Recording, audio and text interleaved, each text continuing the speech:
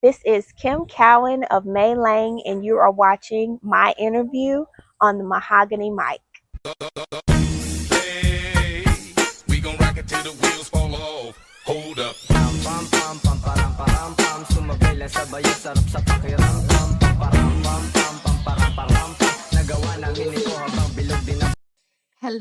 Hello, and welcome back to the Mahogany mic. Today, we have the pleasure of introducing jewelry designer, creative extraordinaire, and one of my good friends, Miss Kim Cowan of Mae Lang Jewels. Hi. Welcome. Hey, I'm excited to be Yes, here. and you guys, this is one of my best friends, and she is so talented. So let's thank just you. jump Right on in. Can you tell us how your artistic expression came about? Let's see. Memphis is very it's like a home. Like everyone is like they know each other. It's quite small.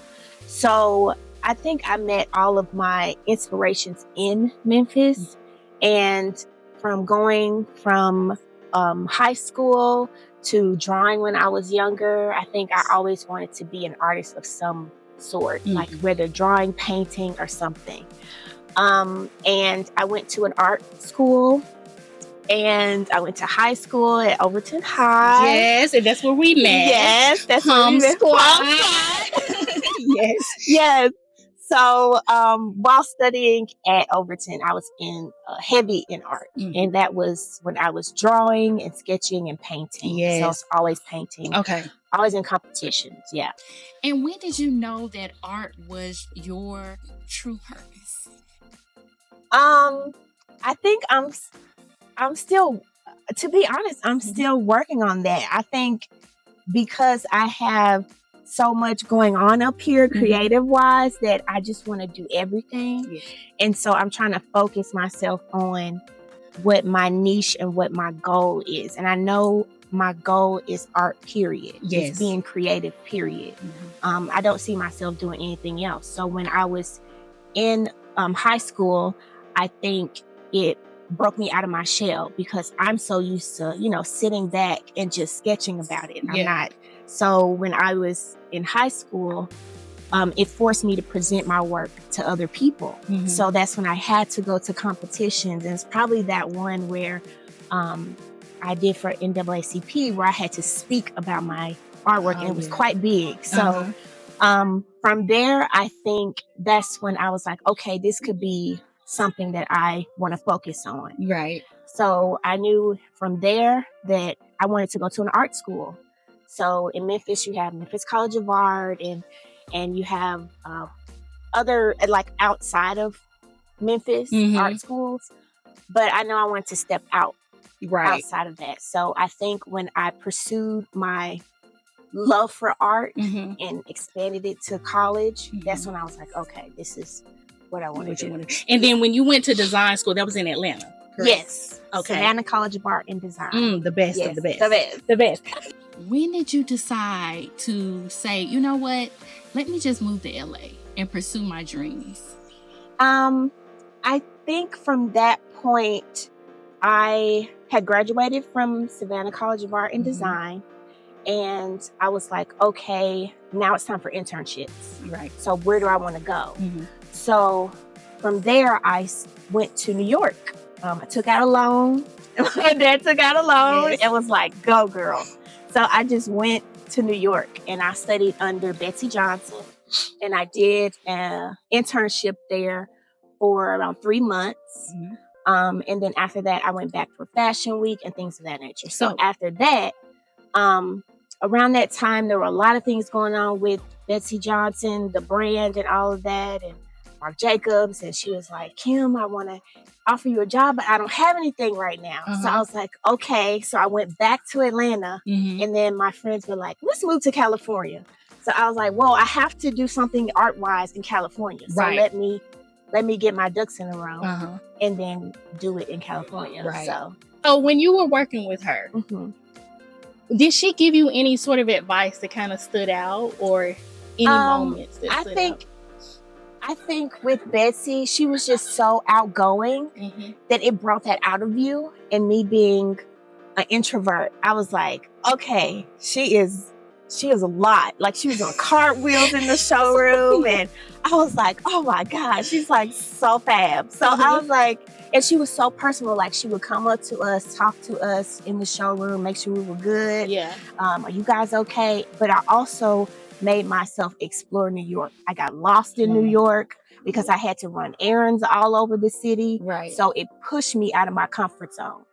So I think that's what she taught me to do without even trying to teach me to do that. Can you talk to us about your venture into the editorial bows experience and how that really went? Yes. So I got an opportunity to make some hair bows one day. And bows are extra big. So I know I wanted to make a statement. Right. So I got an opportunity. A friend reached out to me and said, why don't you make some bows? Because I had been making bows like randomly. Bows just, I don't know what it was. It was like bows and then like shoulder pads. You remember when shoulder pads was a thing? Yes. So I would like bedazzle. Yeah, I would like bedazzle the shoulder pads and stuff. So bows came about. And so a friend of mine said, I want you to make some bows for a feature. And so the feature was for Vanity Fair magazine. So I had to make bows. Wait a minute. Let's let that soak in. Vanity Fair. We cannot. That was like around, it was actress Elizabeth Debicki, and she had a feature in the magazine, and she wore one of my bows. So from there, I was like, wow. So, and then at the time, a celebrity makeup artist reached out, Joyce Spinelli. She wanted some bows, so I made some for her. So it was kind of like, it was like a creative, like capsule little thing. Yes. So, to keep me creative in that way. Right. It wasn't something that I was going to like extend, but it was great opportunity. So I was in 2 issues of Vanity Fair magazine. Beautiful. That's back. Yeah. Okay, in the name Mae Lang, I know it has like a hidden meaning for you. Can you talk to us about how that name came about? Yeah. So I was studying clothing design at SCAD. I knew that every time I made an outfit or something, I was always thinking about, okay, what jewelry could you wear with this piece or this piece I'm making? Like, I was big on accessorizing. And so I said, maybe this is what I need to pursue because I cannot stop thinking about jewelry. Like, every time I would sew a garment, I'm like, okay, how can we make the jewelry for this? So I was in the mall one day and shopping, and I was just drawn to the jewelry. I just stood there, and I remember standing in the mall in a store. I can't remember. I think it was like Forever 21 or something. When they had like the big accessory section. Yeah. And I just stood there and I was like, I want to make jewelry. Like, I was picking up stuff and analyzing it and analyzing the length and the stones in it. And I was like, it just clicked one day. And then the name, Mae Lang. I know there's a history and a meaning. So, yes. Mae is from my grandmother's Mae Edna and Ella Mae. And then Langston is from my oldest cousin. His last name is Langston. And I grabbed the 3 monarchs. So there's Chesty, Cowan Langston, who's his wife. So I took the Lang from Langston and then the Mae from my 2 grandmothers and put together Mae Lang. Beautiful. Yeah. And just when you... The lioness. Right. Look. When you talk about that, I instantly got a flashback of Nordstrom's at the Grove. Yes. So can you talk to us about that moment and how that moment came about? Yes. So I find myself, because of Betsey, and it all goes together. Because of Betsey, I have to push myself to like reach out and put myself out there. I don't have a team. I don't have, PR people to be like, okay, this opportunity is here, this opportunity. So I heard about an opportunity, and they were having Black designers show at Nordstrom. So I just reached out. I sent them my line sheet and I was like, hey, I'm a new jewelry designer and I want to be featured. They was like, yeah, sure. And they were just so welcoming. And it was just awesome. So I got to show, that was my first pop-up. I got to show at Nordstrom at the Grove. I get teary-eyed and I get emotional about some things like that because I just remember in that moment, I had my baby girl with me and I made it a point for her to come because I looked at you and I still do look at you as an inspiration. And with you not only being the only Black woman in that space, but I wanted her to see that it was possible, for someone to have and take up space in venues and events like that. So I just want to thank you for that and let you know that I was inspired. Like, you are just so talented. Thank you Okay. so much. So, can you talk to us about some of your most recent collabs? Recently, I collabed with Rose Art, which is a boutique in West Hollywood. So they carry my jewelry at the boutique and online. I collabed with Saks, where I was... Saks Fit? Okay. Yes, Saks. Saks, your mom shop at Saks. So, Saks. So I was online with Saks. I'm sold out at Saks. Sold out.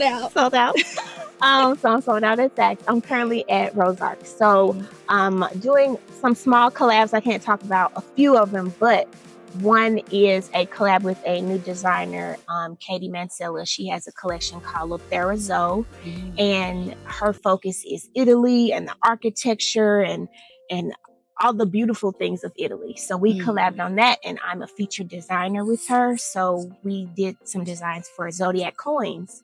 So each coin is textured in 3D, and I sketched out each one. And we just did a video for that one. And she brought me out as a new designer and all the things. So she kind of talked about that. So that was my more recent collaboration. Beautiful. Yeah. Walk us through a day in the life of Kim Cowan, the designer, like from sunup to sundown. Can you walk us through a day in the life? Usual day. It's so funny. I always think I do the same thing every day. I do the same thing every day. I get up, I work out, and because you got to work these bones. Eat healthy. I have to, because these bones. I'm getting older. I got to move. So I make sure I work out and have breakfast and just take my time with my mornings. I don't like to rush. So I go to the office. If I have to do a meeting, like a typical Friday, if I have to go downtown, I'll work out of a coffee shop or Hilltop or something like that, and sit down and run some emails, do a little sketching. But mostly all of my designs come from my dreams, kind of like I'm walking around, I'm seeing things. So I keep like sketching always. I'm always sketching. Make some calls. I have some friends that come out with collections, so we all help each other as far as like if I'm needing stones, like for new pieces, or if I have an idea, we'll meet up at the coffee shop, walk around downtown, and then I'm home. I'm trying to decompress the day and then do the same thing the next day. Listen, keep myself busy. Yes, keep yourself busy.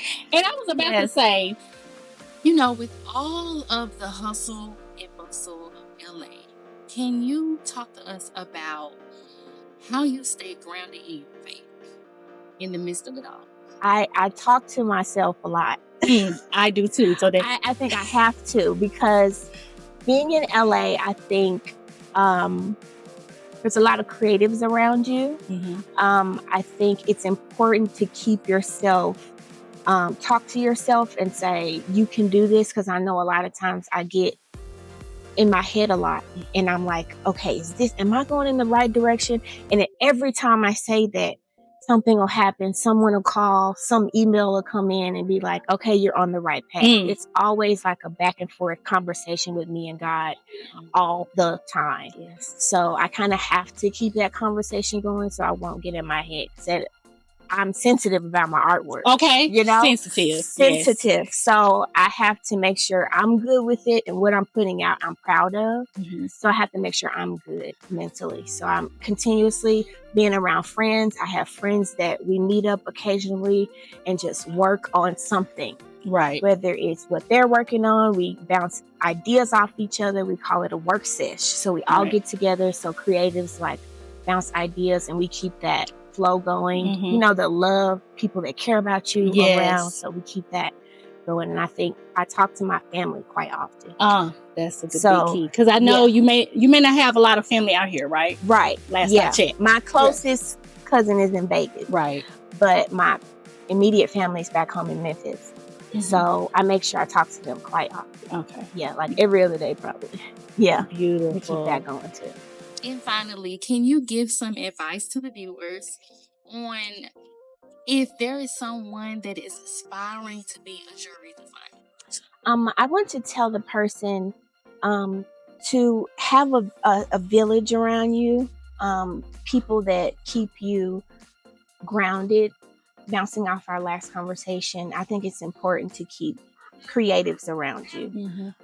It's great for family, but also creatives understand your mind and where you're like, you can drift and like, okay, I don't know if I'm doing this right. Like you're always, and I think that's what keeps me going is having people around you that believe in you. Right. Also believe in yourself. Like everyone has doubts. It's not just you at all. Everyone has doubts. Right. And I think the thing is, what do you do after those doubts? Don't stop. Of course, you have doubts, but don't stop being you and being creative. You have to keep going. Everyone is like, oh, I don't think I can do this, but let me go to this meeting. You know what I mean? Like keep going. So yeah, continue to talk to yourself, talk to your friends, talk to your village. Yeah. Okay, well, I just want to thank you so much for being here with us, and I wish you all the best, and thank you for being on Mahogany. Thank you so much. Thank you.